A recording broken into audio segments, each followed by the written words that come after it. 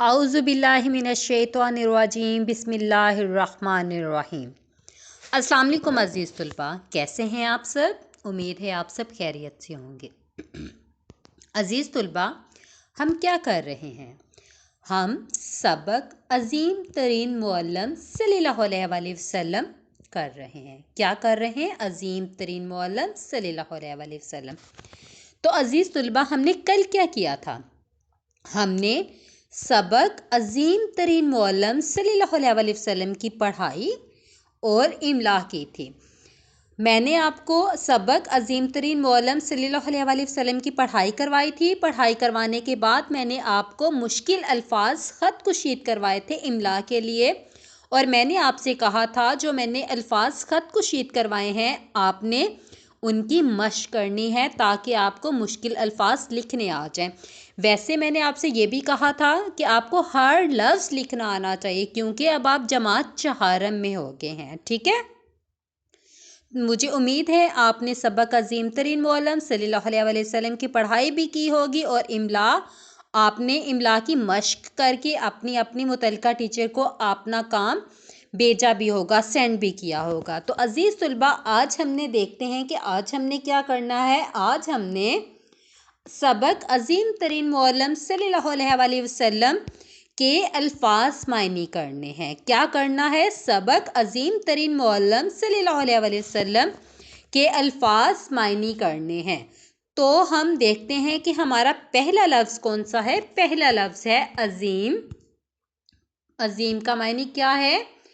काबिल एहतराम। अज़ीम का मायने क्या है? काबिल एहतराम। अगला लफ्ज़ कौन सा है? मुअल्लम। मुअल्लम का मायने क्या है? उस्ताद। अगला लफ्ज़ है जहालत। जहालत का मायने क्या है? ला इल्मी। अगला लफ्ज़ कौन सा है? खुशअस्लूबी। खुशअस्लूबी का मायने क्या है? उम्दा। अगला लफ्ज़ कौन सा है? मुखालफत। मुखालफत का मायने क्या है? दुश्मनी। ठीक है, अज़ीम का मायने काबिल एहतराम, मुअल्लम, उस्ताद, जहालत, ला इल्मी, खुशअस्लूबी, उम्दा, मुखालफत, दुश्मनी। ठीक है अज़ीज़ तुलबा, ये तो हमारी होगी अल्फाज मायने। अब हमने इसके साथ कोई और काम भी करना है, तो देखते हैं कि हमने इसके साथ साथ कौन सा काम करना है। सवाल नंबर 3 पे आ जाइए। हमारे पास एक अबारत है, आपने अबारत को पढ़ना है दुरुस्त तलफ़ुज़ और रवानगी के साथ पढ़ना है। रवानी के साथ 1 मिनट में पढ़िए। ठीक है, ये यहाँ पर एक पैराग्राफ दिया गया है।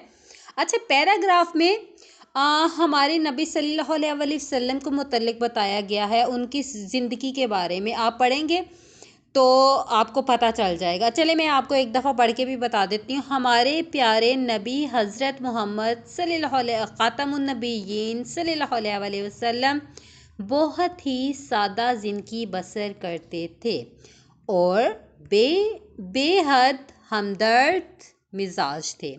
सादा ग़िज़ा खाते, अपना काम खुद कर लेते थे, यहाँ तक कि अपने जूतों की मुरम्मत भी खुद कर लिया करते थे। किसी से मिलते तो पहले खुद सलाम करते, गरीबों, बच्चों, यतीमों और बुज़ुर्गों का ख्याल रखते। इंसान तो इंसान, जानवरों तक के आराम का ख्याल रखते थे। तो अज़ीज़ तुलबा, ये जस्ट आपने पैराग्राफ पढ़ना है। पढ़ने के बाद यहाँ पर जो पढ़ने के बाद आपको ज़हन में रह जाएगा, मतलब कि आप एक दफ़ा पढ़ने के बाद जैसे आप कहानी पढ़ते हैं, कहानी आपके ज़हन में बैठ जाती है, ज़हन में रहती है कि आपने इस कहानी में क्या पढ़ा है। ठीक है, इसी तरह से जब आप ये पैराग्राफ पढ़ेंगे तो आपको नहीं बोलेगा कि इस पैराग्राफ में क्या लिखा हुआ है। ठीक है, तो हम देखते हैं कि अगला सवाल हमारा कौन सा है। अगला सवाल हमारा है अलिफ बाई तरतीब। सवाल नंबर 5, अलिफ बाई तरतीब। अल्फाज को अलिफ बाई तरतीब से लिखिए। यहाँ पर कुछ अल्फाज दिए गए हैं, इनको क्या करना है? अलिफ बाई तरतीब से लिखना है। तो फिर हमने उसके बाद सवाल नंबर 6 में लिखा गया, ये जो अल्फाज हैं तरतीब से लिखने के बाद इनके मानी लुगत से तलाश करके अपनी कॉपी में लिखने हैं। तो अज़ीज़ तुलबा, अलिफ बाई तरतीब क्या होते हैं? आपको याद है जब हमने नज़्म हम्द पढ़ी थी, उसकी मश्क में अलिफ बाई तरतीब वाला सवाल था, तो मैंने अलिफ बाय तरतीब को तफसील से जमात में बताया था कि अलिफ बाय तरतीब है क्या, होता क्या है।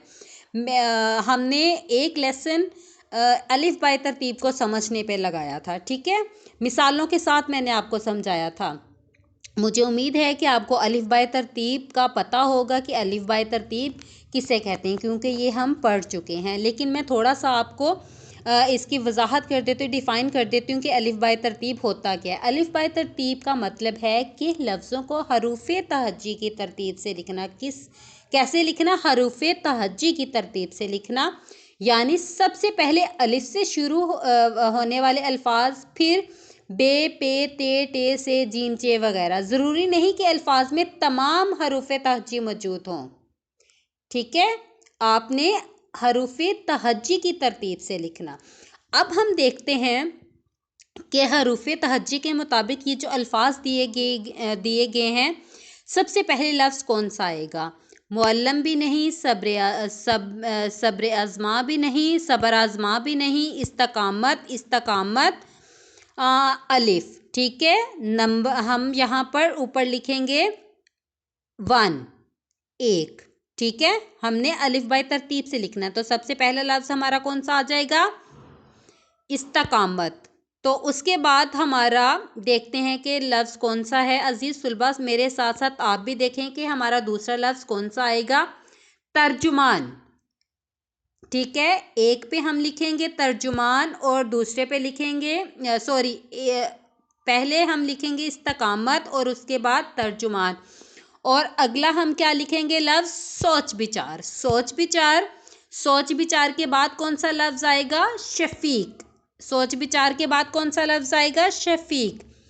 ठीक है, ये हो गया चौथा लफ्ज़। और उसके बाद शफीक के बाद कौन सा लफ्ज़ आएगा? सबर आज़मा।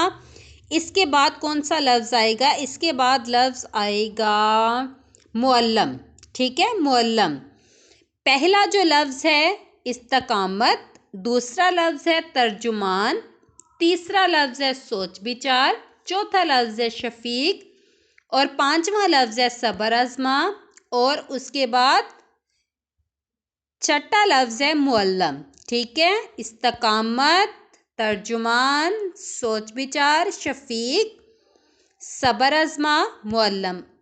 अब हमने इसको अलिफ बाय तरतीब से लिख लिया।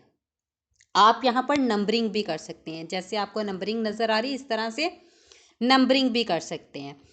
तो उसके बाद अब हमने क्या करना है? इनके मायने लिखने हैं। ठीक है, पहला लफ्ज़ है हमारे पास मुअल्लम। अच्छा, जो हमने अलिफ बाय तरतीब से लिखे हैं ना, हम उसी के मुताबिक मायने लिखते हैं। पहला लफ्ज़ है इस्तकामत। इस्तकामत का मायने क्या है? इस्तकामत का मायने है मुस्तकिल मिजाजी। इस्तकामत का मायने क्या है? मुस्तकिल मिजाजी, साबित कदमी, मजबूती से कायम रहना। ठीक है, तो उसके बाद अगला लफ्ज़ देखते हैं तर्जुमान। तर्जुमान का मतलब क्या है? तर्जुमा करने वाला। तर्जुमान का मतलब क्या है? तर्जुमा करने वाला। और तीसरा लफ्ज़ क्या है? सोच विचार, गौर व फिक्र। ठीक है, सोच विचार, गौर व फिक्र। और अगला लफ्ज़ है शफीक, रहम दिल। उसके बाद सबर आज़मा का मतलब है सबर आज़माने वाला। मुअल्लम, उस्ताद। इस्तकामत, मुस्तकिल मिजाजी। तर्जुमान, तर्जुमा करने वाला, यानी कि एक ज़ुबान को दूसरी ज़ुबान में लिखने वाला, दूसरों को समझाने वाला। अब हमें एक ज़ुबान नहीं आती, फॉर एग्ज़ाम्पल अगर हमें अरबी नहीं आती, अरबी का जब हम तर्जुमा करते हैं तो हाँ उर्दू में, तो हमें आसानी के साथ समझ आ जाती है। कुछ लोगों को इंग्लिश नहीं आती, कुछ लोगों को हिंदी इस तरह से नहीं आती, तो उसका जो हमारी ज़ुबान है उसमें जब हम तर्जुमा करते हैं, कोई हमें तर्जुमा करके दे दे तो हमें आसानी से समझ आ जाती है। तर्जुमान, तर्जुमा करने वाला। फिर उसके बाद सोच विचार, गौर व फिक्र। फिर उसके बाद है शफीक, रहम दिल। सबर आज़मा, सबर आज़माने वाला। मुअल्लम, उस्ताद।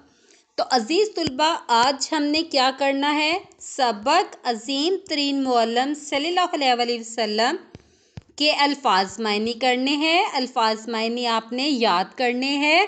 उसके बाद सवाल नंबर 3 करना है, फिर उसके बाद सवाल नंबर 4 अलिफ बाय तरतीब से इन अल्फाज को लिखने हैं और इनके जो मायनी हैं वो आपने लिखने भी हैं और याद भी करने हैं। ठीक है अज़ीज़ तुलबा, अब आपने क्या करना है, अल्फाज मायनी और उसके बाद सवाल नंबर 5 और 6 आपने लिखना है और याद करना है। लिखने के बाद आपने अपनी अपनी मुतल्लिका टीचर को भेज देना है। ओके, अल्लाह हाफिज़।